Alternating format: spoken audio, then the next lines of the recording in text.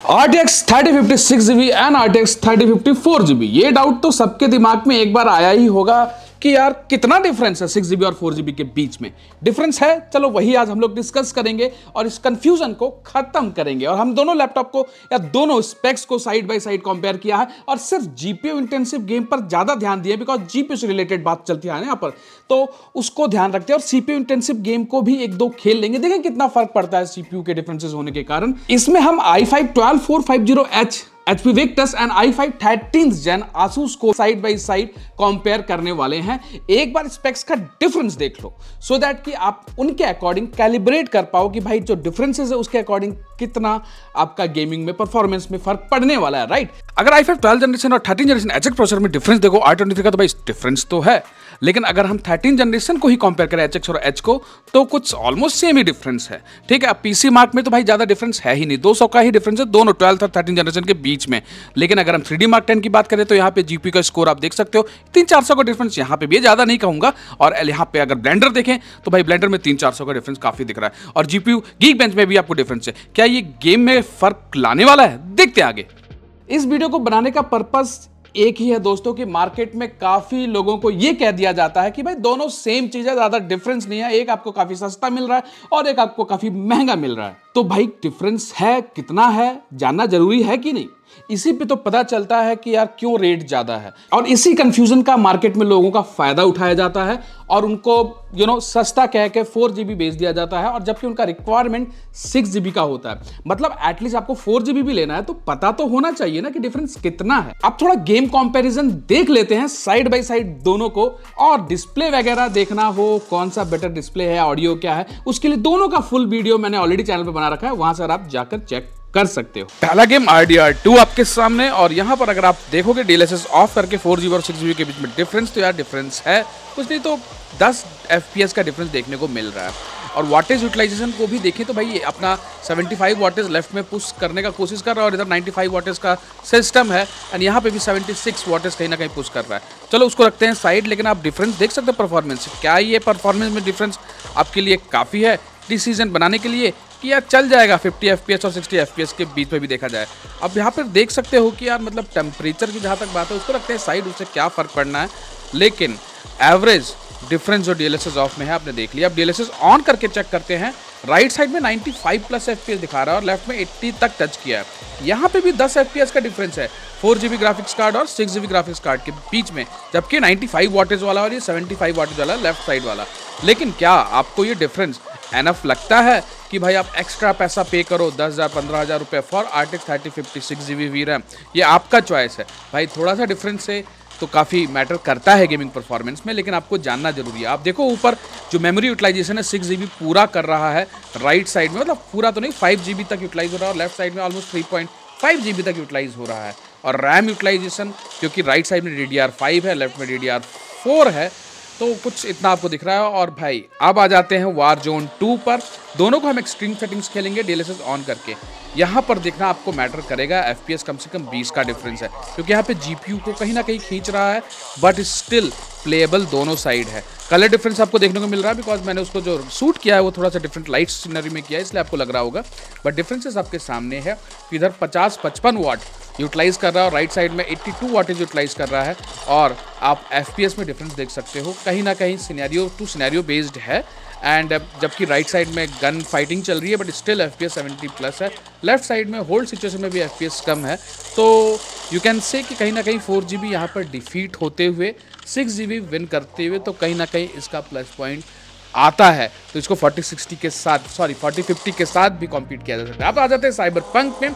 इसको निचोड़ने के लिए दोनों को हम नॉर्मल सेटिंग्स के साथ खेल रहे हैं, हाई सेटिंग्स के साथ, without ultra retracing and all basic settings. और आप डिफरेंस देख सकते हैं भाई FPS में काफ़ी है, क्योंकि ये GPU को काफ़ी ज़्यादा यूटिलाइज किया करता है। यहाँ पर अगर आप देखोगे 91 FPS एंड ये, अब अगर अल्ट्रा रिट्रेसिंग को मतलब लो पर रखते हैं रिट्रेसिंग को, यहाँ पे भी आप डिफरेंस देखोगे तो 36 और 55 समर अराउंड 15 FPS का डिफरेंस है, ठीक है। अब रैम यूटिलाइजेशन भी ऑलमोस्ट आप देख सकते हो कि DDR5 में कहीं ना कहीं कम यूटिलाइज करके बेटर आपको आउटपुट दे रहा है।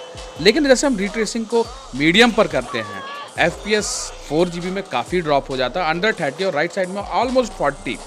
तो ये क्लियर डिफरेंस दिखा रहा है कि कहीं ना कहीं फुल GPU इंटेंसिव पर अपना 6 GB काम तो दिखा रहा है। अब आ जाते हैं फार क्राई 6 पर। इसमें हम नॉर्मल हाई सेटिंग्स पे पहले चेक कर रहे हैं कि कितना FPS में डिफरेंस है। अब यहाँ पे भी अगर आप देखें, लेकिन रैम का आप ध्यान देखना कि भाई 14 GB है, ये DDR5 है, कम रैम में ज़्यादा आउटपुट और लेफ्ट में 16 GB पूरा यूटिलाइज कर रहा है, बट FPS में डिफरेंस मार्जिनल है बिकॉज इसमें CPU का भी रोल प्ले हो रहा है, GPU का भी रोल प्ले हो रहा है। तो उस केस में यार देखो डिफरेंस मुझको ज़्यादा नहीं लग रहा। आपको क्या लगता है कमेंट करके ज़रूर बताना।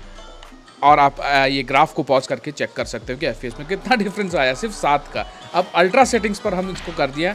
अल्ट्रा सेटिंग्स पे भी अगर आप देखोगे तो 67, 72 से मतलब ये जो फार क्राई 6 है ये GPU plus CPU intensive game है, तो इसमें डिफरेंसेस ज़्यादा देखने को नहीं मिल रहा। ऑलमोस्ट 5-6 FPS, 7 FPS और 15 GB रैम इधर भी यूटिलाइज हो रहा है और 15 GB रैम उधर भी यूटिलाइज हो रहा है, बल्कि 15.4 यूटिलाइज हो रहा है लेफ्ट साइड में। एंड वॉटेज पुश आप देख सकते हो कि लेफ्ट साइड में 75 वॉटेज पूरा ही यूटिलाइज हो रहा है, 4 GB VRAM पूरा यूज़ हो रहा है, और राइट साइड में भी सिर्फ 4 GB VRAM, क्योंकि इसका मैक्स आउट जो हमने रख रखा है परफॉर्मेंस सेम रखा है, उसमें आप FPS में डिफरेंस देख सकते हो कि ज़्यादा नहीं है, 5, 6, 7 इससे ज़्यादा का डिफरेंस नहीं है। तो कहीं ना कहीं फार क्राई जैसे गेम में आपको दोनों में ऑलमोस्ट सेम परफॉर्मेंस निकल के आने वाला है। अगर आप एवरेज आउट परफॉर्मेंस भी चेक करोगे तो अभी आपके सामने स्क्रीन पर जो डिस्प्ले होगा उसमें आप चेकआउट कर सकते हो कि राइट साइड में आपको 68 FPS दिख रहा है और लेफ्ट साइड में 62 FPS। तो एवरेज में डिफरेंस कितना हुआ, सिर्फ 6 का। अब ये जो मोड है इस पर हमने एक तरह से FSR मान लो DLSS को ऑन कर दिया है दोनों साइड।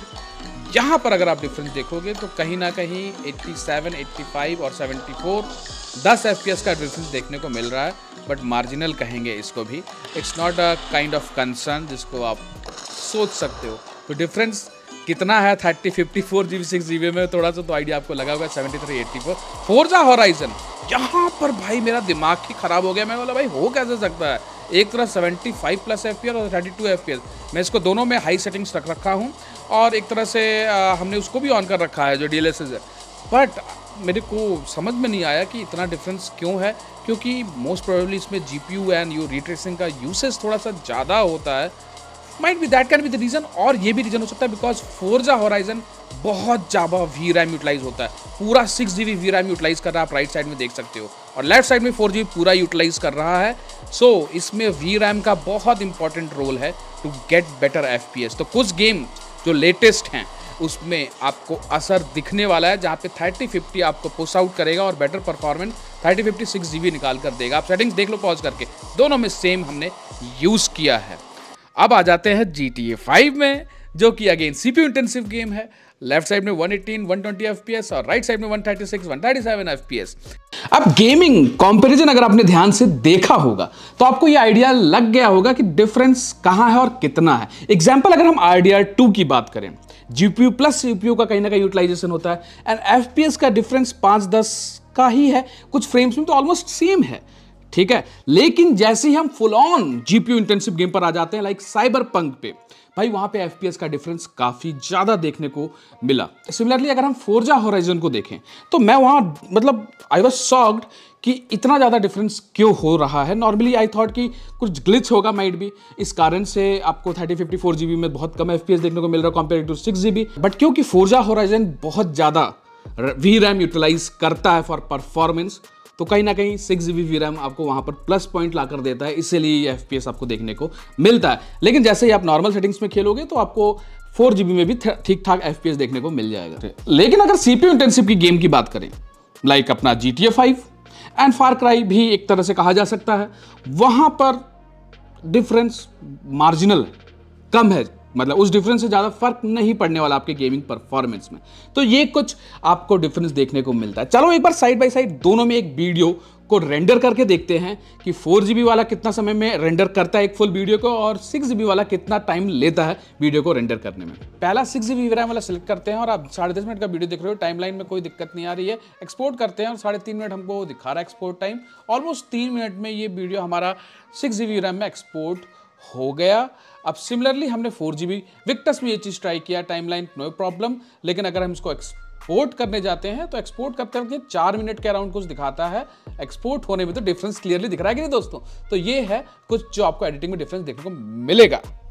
तो इसके अकॉर्डिंग आप लोगों को आइडिया लग गया होगा दोस्तों कि आपका बेस्ट चॉइस क्या रहेगा। मार्केट में ये बहुत लोगों को इसमें काइंड ऑफ बेवकूफ़ बना दिया जाता है, जिनको नहीं पता होता है। जिनको पता है वो तो भाई जानते हैं। आप लोगों में जो लोग ये बात जानते हैं वो लोग आप मेरे कमेंट में बताना है कि ये चीज़ आप लोगों को आइडिया है, और जिन लोगों को नहीं है वो लोग प्लीज़ एक बार कमेंट करके बताना कि क्या इससे आपको फ़ायदा हुआ जो मैं आज आपको वीडियो ला कर दिया हूँ। डिफरेंस है दोस्तों, मैं भी एक बार जब मैं कंफ्यूज हो सकता हूँ कि अभी पिछला वीडियो में मैंने गलती कर दिया था, मेरे पास एक 4GB और 6GB दोनों लैपटॉप आए थे एचपी विक्टर्स के, जबकि मैंने कंपनी को कहा था सिर्फ 6GB वाला आप भेजना, इंटेल और राइजन दोनों का, बट कंफ्यूजन हुआ और वीडियो में थोड़ी सी गलती हो गई। उसके लिए मैं आप लोगों से माफ़ी मांगा था, and thanks for all your support. So इसीलिए मैंने ये डिफरेंस आप लोगों के लिए आज लाया, सो दैट आप लोगों को प्रॉपर जानकारी मिल जाए।